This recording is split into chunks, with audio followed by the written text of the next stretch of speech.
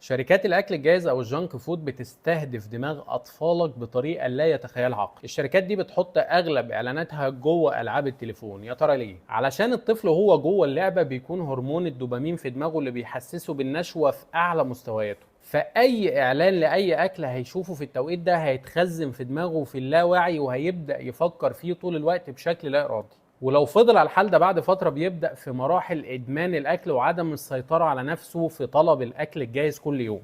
سندوتشات وبرجر وكريب وبيتزا وشيبسي وبيبسي وأي حاجة بيشوفها في الإعلان هيبدأ يطلبها طول الوقت طول ما هو قاعد في البيت.